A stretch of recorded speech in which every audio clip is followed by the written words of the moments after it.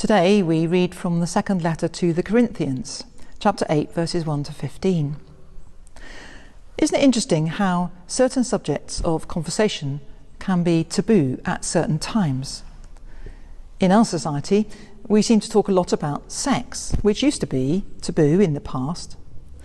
But many of us are reluctant to talk about death, or money is another taboo subject.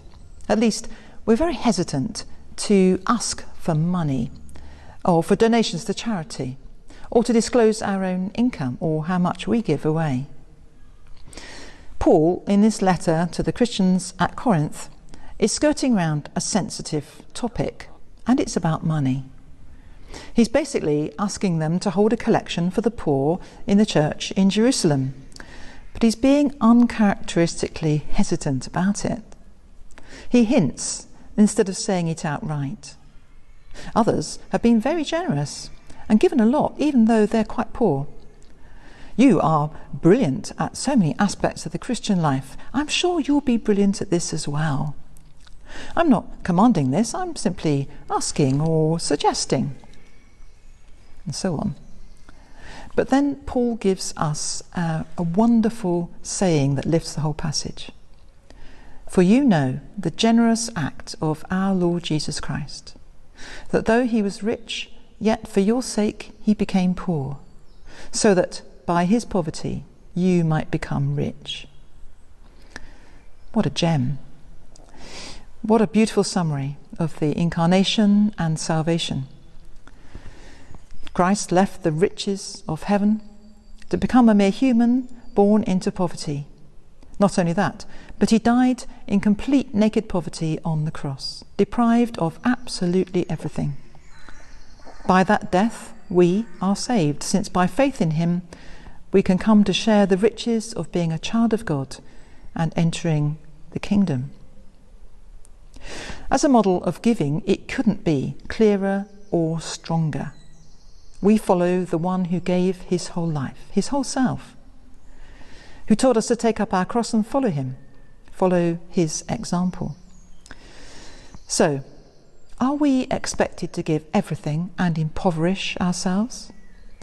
No, not in that literal sense.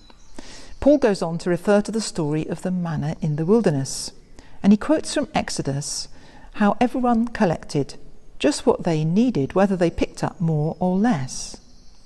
He calls it a fair balance between abundance and need.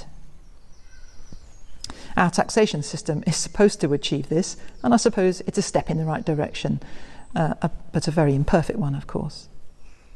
Voluntary giving helps redress some of the imbalances in our society, as well as being good for us to learn generosity. Abundance is what you and I have.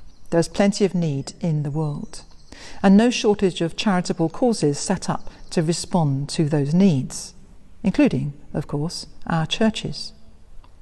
Perhaps it's time to review our giving, our stewardship, how much we give and where we give it to. Paul says the gift is acceptable according to what one has, not according to what one does not have.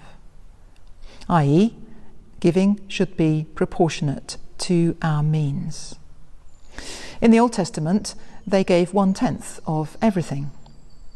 Muslims give 1/40 of their disposable income, plus other voluntary giving on top. Have you ever worked out what proportion of your income you give away? Or compared your giving to the amount spent on, say, coffees or beers? It's a worthwhile calculation, and it might give you pause for thought. For your sake, he became poor, so that by his poverty you might become rich.